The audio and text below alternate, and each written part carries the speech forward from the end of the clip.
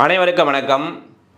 நீ லட்சியத்தை நோக்கி ஓடு, தடைகள் உன்னை கண்டு ஓடும் என்று கூறி இன்றைய வகுப்பில் நாம் பார்த்து கொண்டு வருகின்ற பிஎஸ்ஏ 2023 சாப்டர் 5 5 ஆவணங்கள் ஏபிசிடியில் பார்த்தோன்னா எவிடன்ஸ் வரும். அப்போ ஆவண சாட்சியம் பற்றி சொல்லுகின்றது.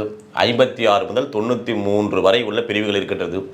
இன்று நாம் பார்க்க இருக்கின்ற பிரிவு 60 என்ன சொல்கிறது என்றால், cases in which secondary evidence relating to documents may be given. ஒரு ஆவணம் தொடர்புடைய விஷயங்கள் சம்பந்தமாக இரண்டாம் நிலை சாட்சியங்கள் எப்பொழுதெல்லாம் கொடுக்கலாம். இதுதான் இந்த 16 கண்டென்ட். பாருங்க, secondary evidence may be given of the existence, condition or contents of a document in the following cases, namely ஆவணங்களுடைய அந்த உண்மை நிலை மற்றும் அதனுடைய உள்ளடக்கம் பற்றி எப்பொழுதெல்லாம் அந்த செகண்ட் எவிடன்ஸ் கொடுக்கலாம் என்று சொன்னால், கீழே கொடுக்கப்பட்டிருக்கின்ற இந்த விஷயங்கள் சொல்கிறாங்க. அப்போ எது எதுன்னு பார்க்கணும். இப்போ ஏ, when the original is shown or appears to be in the possession or power. இப்போ முதல்ல ஒன்று புரிஞ்சுக்கலாம். என்னன்னா, இப்போ இது ஆவணம், சேல்டட் ஆவணம் இருக்கின்றது, ஒரிஜினல் இது. அதே போன்று இந்த ஒரிஜினல் ஆவணம் இப்போ டிஃபரெண்ட் கிட்ட தான் இருக்குது அப்படின்னு காட்டப்பட்டு விட்டது. அவர் தான் வைத்துக் கொண்டிருக்கிறார். அல்லது இவருடைய சுவாதீனத்தில் இருப்பதாக தோன்றுகிறது என்று நிரூபிக்கப்பட்டு விட்டது, அல்லது அவருடைய அதிகாரத்தில் இருப்பதாக நிரூபிக்கப்பட்டு விட்டால், இப்போ கீழே இருக்கிற சூழ்நிலையில் இரண்டாம் நிலை சாட்சியமாக நகலினை, சர்டிஃபிகேட் காப்பினை நீதிமன்றத்தில் தாக்கல் செய்யலாம். அது எந்தெந்த சூழ்நிலையில் பார்க்க போறோம் இப்போ என்றால், class 1 of the person against whom the document is sought to be proved. இப்போ பாருங்க, உதாரணத்துக்கு இப்போ இவர் தான் பிளைன்டிப், நீதிமன்றத்தில் வழக்கு பிடிஜே திருவள்ளூர் நீதிமன்றத்தில் வழக்கு தாக்கல் செய்தார். செய்த பிறகு இப்போ இந்த ஒரிஜினலாக சொன்ன பார்த்தல, இது இவரிடம் தான் இருப்பதாக காட்டப்பட்டார். யார்? பிளைன்டிப் சொல்லிட்டார். ஆமாங்க, அவர் தான் வைத்துக் கொண்டிருக்கிறார் என்று சொல்லப்பட்ட பிறகு யாருக்கு எதிராக நிரூபிக்க வேண்டும்? இவருக்கு எதிராக நிரூபிக்க வேண்டும் என்று இருக்கின்ற போது, அப்போ இவர் என்ன பண்றாரு?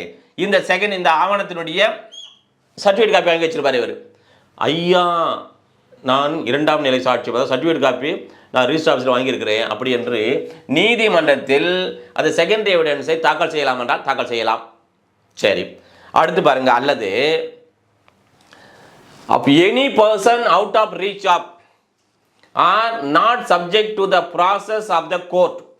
இப்போ இவர் யூஎஸ்ஏல இருக்கார், ஒரு அக்ரிமெண்ட் போட்டாங்க, பிளைன்டிப்பும் டிஃபரெண்ட் அக்ரிமெண்ட் போட்டிருக்காங்க. இப்போ இவர் யூஎஸ்ஏல இருக்கார், டிஃபரெண்ட் வச்சுக்கலாம். எதே இந்த அக்ரிமெண்ட் போட்டது தான் agreement.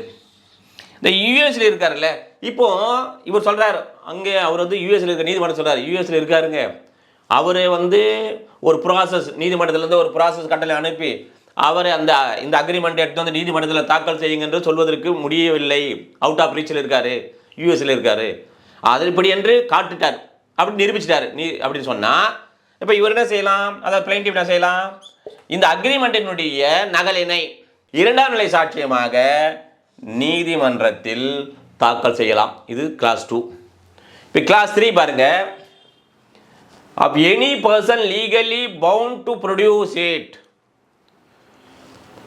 and when after the notice mentioned in section 64 such person does not produce it.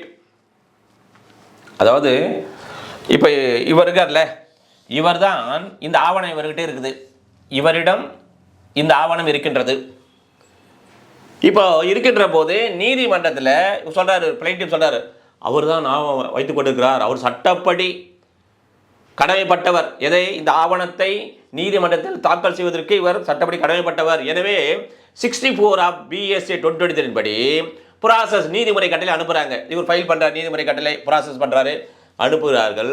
ஆனால் அதை பெற்றுக்கொண்ட பிறகு இவர் இந்த ஆவணத்தை நீதிமன்றத்தில் தாக்கல் செய்யவில்லை என்றால் பாருங்க, அனுப்பியும் வைத்து கொண்டிருப்பதே அவர் தாக்கல் செய்யலாம். அப்படி என்று சொல்லி பிளைண்ட் என்ன பண்ணலாம், இதனுடைய நகலினை பிளைண்டி வைத்துக் கொண்டிருக்கிறார் என்று சொன்னால் நீதிமன்றத்தில் அதை இரண்டாம் நிலை செகண்டரி எவிடன்ஸாக தாக்கல் செய்யலாம் என்று சொல்லப்பட்டிருக்கிறது. இப்போ எவிடன்ஸ் ஆக்டுக்கும் பிஏசிக்கும் என்ன மாற்றம்னு பார்த்தீங்கன்னா கண்டென்ட்லாம் அதே தான். ஆனால் class 1, class 2 and class 3 numbering மட்டும் நியூலி ஆட் பண்ணியிருக்காங்க, மற்றெல்லாம் சேம் தான். இப்போ பி என்ன சொல்கிறது என்றால், when the existence, condition or contents of the original have been proved to be admitted in writing by the person against whom it is proved or by his representative in interest. என்ன சொல்லுது இப்போ பாருங்க, இப்போ இது ஒரு agreement இருக்குது. இந்த 2 பேர் ஏ பி வந்து அக்ரிமெண்ட் போடுறாங்க. இதனுடைய ஒரிஜினல் அக்ரிமெண்ட் இது. இதனுடைய உண்மைத்தன்மை எக்ஸிஸ்டன்ஸ், அதே போன்று இதனுடைய நிலைப்பாடு கண்டிஷன்ஸ், ஆர் இதனுடைய உள்ளடக்கம் கண்டென்ட், இவையெல்லாம் இருக்கின்ற போது இதை இப்போ யாருக்கு எதிராக நிரூபிக்கப்பட வேண்டுமோ, உதாரணத்துக்கு இந்த பிக்கு எதிராக இவை நிரூபிக்கப்பட வேண்டும் என்று இருக்கின்ற போது இந்த பிஏ என்ன செய்கிறார் என்றால், இந்த இப்போ நீதிமன்றத்துக்கு வராரு, ஆமாங்க அந்த அக்ரிமெண்ட் நான் தான் போட்டேன் என்று எழுத்து மூலமாக பி அட்மிட்டட் இன் ரிட்டர்ன், எழுத்து மூலமாக ஆமாங்க அந்த அக்ரிமெண்ட் நாங்கள் இருவரும் போட்டுதான் என்று அவரே எழுத்துப்பூர்வமாக எழுதி அதை ஒத்துக்கொள்கிறார்.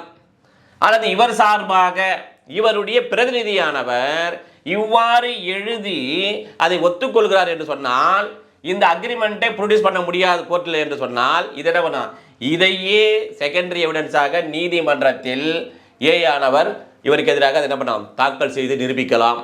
சரி, அடுத்து சி பாருங்க, when the original has been destroyed or lost or when the party offering evidence of its contents cannot for any other reason not arising from his own default or neglect produce it in reasonable time. என்ன சொல்கிறாங்க என்று சொன்னால், இப்போ உதாரணத்தை பாருங்கள், இப்போ இந்த ஒரு ஆவணம் இருக்குது. இந்த ஆவணமானது வீடு பற்றின்னு எரிஞ்சிச்சு, வீடு மொத்தம் எரிஞ்சு போச்சுன்னா அப்பொழுது இந்த ஆவணமும் முழுவதுமாக எரிந்து விட்டது. அப்படி இருக்கின்றப்ப என்ன பண்ணலாம், செகண்டரி எவிடன்ஸு. ஒரிஜினலே எரிஞ்சு போச்சு இல்லை, அப்போ வேறு எங்கே அப்போது காப்பி அப்ளிகேஷன் போட்டு, உதாரணத்துக்கு என் சேல் டேட்டு இருக்குது, அது வீட்டில் எரிஞ்சு போச்சு, என்ன பண்ணுவோம்னா ரிஜிஸ்டர் ஆஃபீஸ் போயிட்டு காப்பி அப்ளிகேஷன் போட்டு அதனுடைய சர்டிஃபிகேட் காப்பியாக வந்து நீதிமன்றத்தில் தாக்கல் செய்யலாம். ஒரு சிவில் சூட் இருக்குதுன்னா சரி, தொலைஞ்சு போச்சு, ரிஜிஸ்ட்ரேஷனே சொல்லுங்களேன், ரிஜிஸ்டர் ஆஃபீஸுக்கு ஒரிஜினல் டாக்குமெண்ட்லாம் எடுத்துகிட்டு வரேன், வருகின்ற வழியில் ஒரு இடத்துல டீ சாப்பிட்றேன், டீ சாப்பிடுறது பார்த்தீங்கன்னா எங்கே பைக்கில் வரும்போது காற்றுல எங்கே தொலைஞ்சு போச்சு. அப்படி இருக்கின்ற போது என்ன செய்யலாம், மறுபடியும் அந்த ஒரிஜினல் நான் மறுபடியும் பெற முடியுமா, தேடி அப்புறம் கம்ப்ளைண்ட் கொடுக்குறேன், அப்புறம் அங்கே நாட் ட்ரேசபிள் சர்டிஃபிகேட் வாங்குறேன், அதுக்கப்புறம் சிஏ போடுறேன், சிஏ போட்டோன்னே அந்த நகலினை அந்த சர்டிஃபிகேட் காப்பினை என்ன நீதிமன்றத்தில் இரண்டாம் நிலை செகண்டரி எவிடன்ஸாக நாங்கள் இப்போ இந்த காப்பி இருக்குது, இதை என்ன பண்ணலாம், நீதிமன்றத்தில் தாக்கல் செய்யலாம். அடுத்து என்ன சொல்கிறாங்க, நான் வந்து இந்த என்னிடம் இருக்கின்ற ஆவணத்தை கொடுப்பதற்கு நான் தயாராக இருக்கிறேன், எவிடன்ஸ் நீதிமன்றத்தில் தயாராக இருக்கிறேன், ஆனால் என்னால் அந்த குறிப்பிட்ட நேரத்தில் நியாயமான நேரத்தில் நீதிமன்றத்தில் அதை தாக்கல் செய்ய முடியவில்லை, அது என்னுடைய தவறுதலாக அவ்வாறு ஏற்படவில்லை, அல்லது என்னுடைய அலட்சிய போக்கால் அவ்வாறு ஏற்படவில்லை. என்ன காரணம் என்று சொன்னால், இப்போ உதாரணத்துக்கு இப்போ பேங்க்கில் லாக்கரில் வச்சுட்டு இருக்கிறேன் ஒரு விஷயம், அந்த பேங்க்கில் வந்து ஆடிட் போயின்னு இருக்குது, அதனால் சார் இப்போ ஒரு முடியாது சார், ஒரு 10-15 நாள் ஆகும் இது அப்படின்னு சொல்லிட்டாங்க. அப்போது நான் 2 நாளில் நீதிமன்றத்தில் இங்கே அந்த ஆவணத்தை தாக்கல் செய்ய வேண்டும். அப்படி இருக்கின்ற போது அப்போ பேங்க்கில் ஆடிட் போய்கிறது, இல்லை ஒரு ஆஃபீஸில் ஆடிட் போயிருக்குது, இல்லை ஒரு ஆஃபீஸர் வந்து லீவ் போட்டு லாங் லீவ் போயிட்டாரு, இந்த மாதிரி இருக்கிறது. அது என்னுடைய தவறா? என்னுடைய தவறு இல்லை, என்னுடைய அலட்சியமும் இல்லை.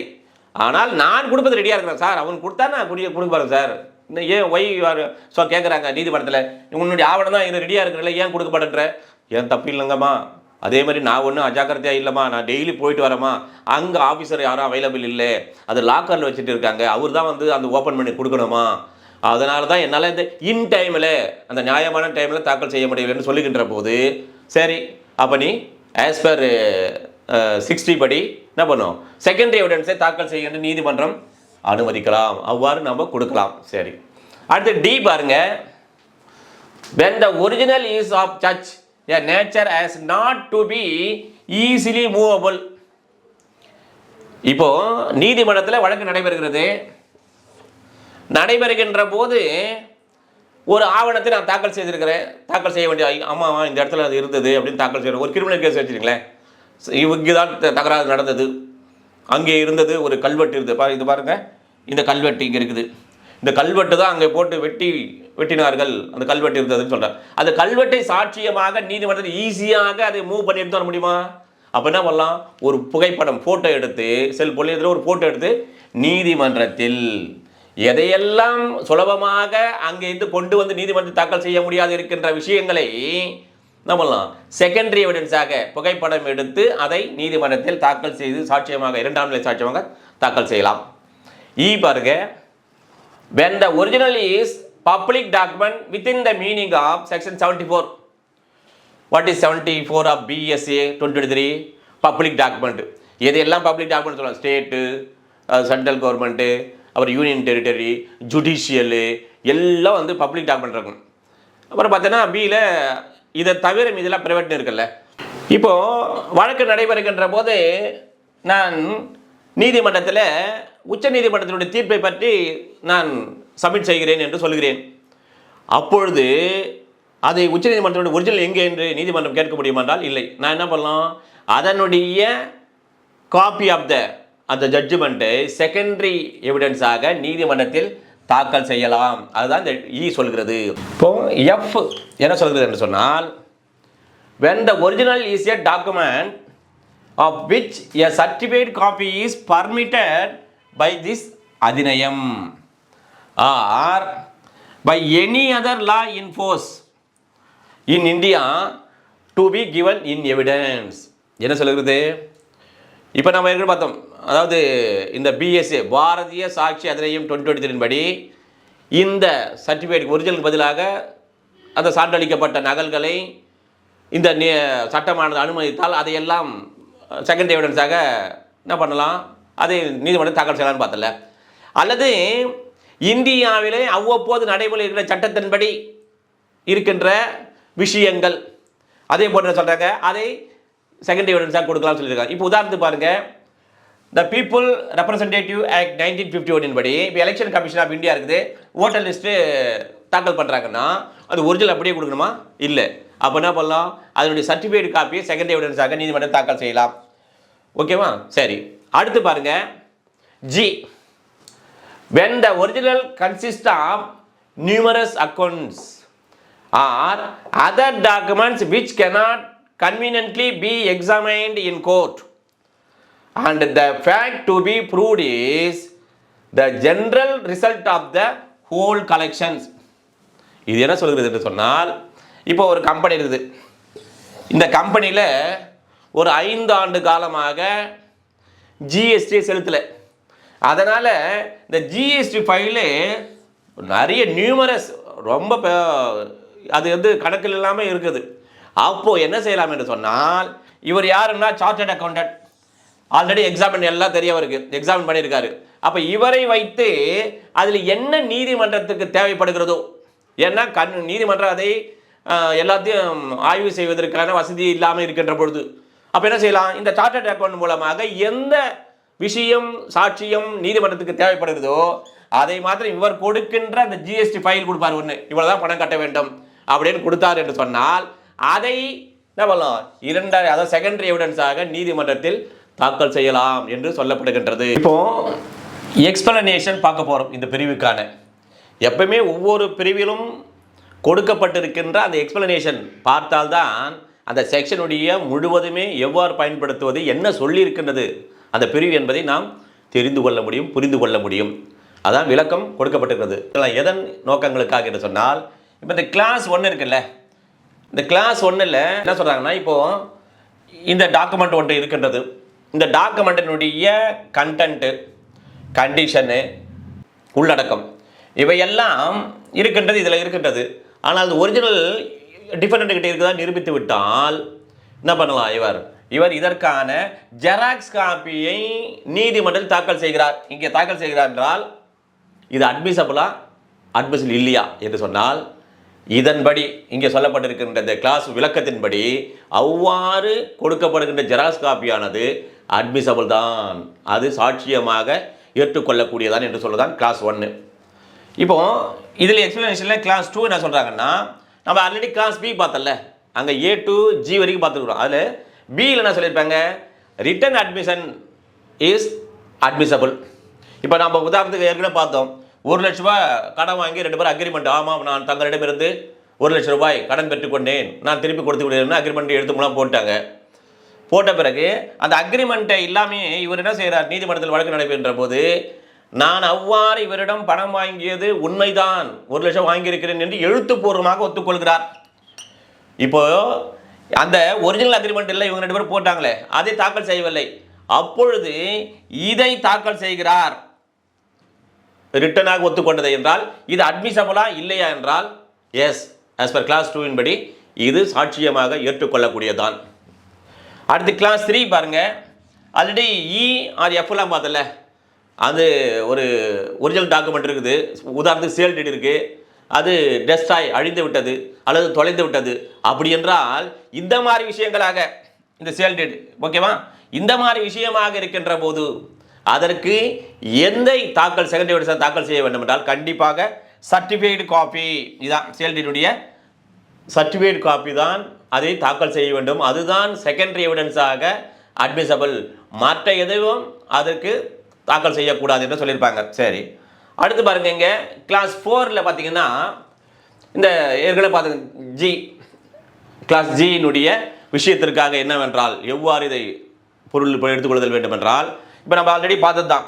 இப்போ ஆடிட்டர் இருக்கார், சார்ட்டர்ட் அக்கௌண்ட்டு, ஒரு கம்பெனியே 5 வருடமாக நான் ஜிஎஸ்டி பண்ணவில்லை, அது பெரிய மலை போல் குவிஞ்சு போயிருக்குது, கணக்கு போட முடியல. அப்போ அது நிபுணத்துவம் இருக்கிறார், அத்தகைய ஆவணங்களை ஆய்வு செய்திருக்கிறார் அவர் ஏற்கனவே. அதே போல் அத்தகைய ஆவணத்தை ஆய்வு செய்வதற்கான அந்த ஸ்கில்டு பர்சனாக இருக்கிறார். அவ்வாறு அவர் கொடுக்கின்ற அதனுடைய பொதுவான அந்த ரிசல்ட்டை நீதிமன்றமானது என்ன பண்ணலாம்? அதை செகண்டரி எவிடன்ஸாக எடுத்துக்கொள்ளலாம் என்று சொல்லுகின்றது. இப்போ இதில் எவிடன்ஸ் ஆக்டுக்கும் பாரதிய சாட்சி அதிநியம் 2023க்கும் என்ன சேஞ்ச் இருக்குது என்று சொன்னால், ஒரே ஒரு பாருங்க, ஹெட்டிங் இல்லை, இப்போ எக்ஸ்பிளனேஷன் கொடுத்துருப்பாங்க. இப்போ இந்த எக்ஸ்பிளனேஷன் கொடுத்து இதெல்லாம் சொல்லியிருப்பாங்க. ஏற்கனவே எக்ஸ்பிளனேஷன் என்ற ஹெட்டிங் எதுவுமே இருக்காது, இது மட்டும்தான் சேஞ்ச், மற்றவை எல்லாம் கண்டென்ட் எல்லாமே அதே ஒரே மாதிரியாக இருக்கின்றது. இப்போ இந்த பிரிவுக்கான தொடர்புடைய case laws high court supreme court என்னென்ற பார்ப்போம்.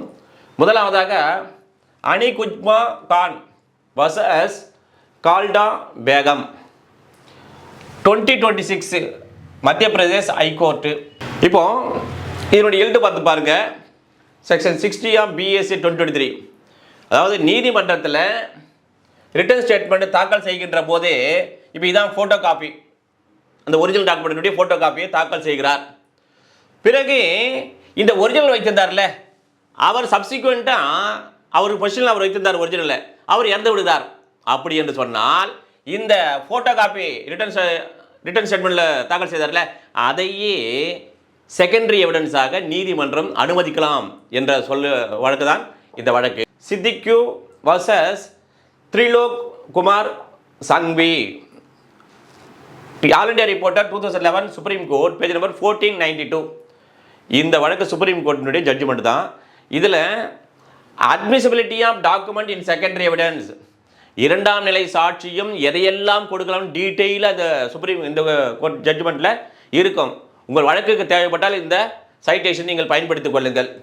அடுத்து சனாதான் மொகந்தி வர்சஸ் பைதார் 1986 ஒரிசா, பேஜ் நம்பர் 66.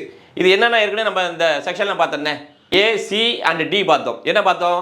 ஒரு டாக்குமெண்ட் இருக்குதுன்னா அதனுடைய கண்டென்ட்டு கண்டிஷன் இருக்குதுல்ல, இந்த மாதிரி இருக்கின்ற விஷயங்கள் ஒரிஜினல் ஒருத்தர் இருக்குது அவரிடம் இருக்குதுன்னு நிரூபித்து விட்டால் இவரிடம் இருக்கின்ற அந்த ஜெராக்ஸ் காப்பியை செகண்டரி எவிடன்ஸாக நாம் தாக்கல் செய்யலாம், நீதிமன்றம் அனுமதிக்கும் என்று சொல்லியிருக்கிறது. எனவே நாம் வழக்குகளை நடத்துகின்ற போது இந்த மாதிரி செகண்டரி எவிடன்ஸை தாக்கல் செய்கின்ற போது இந்த வழக்குகளையும் பயன்படுத்தி நாம் நீதிமன்றத்தில் கொடுக்கின்ற போது கொஞ்சம் வேல்யூவாக இருக்கும் என்று கூறி அடுத்த ஒரு வகுப்பில் சந்திப்போம். நன்றி, வணக்கம்.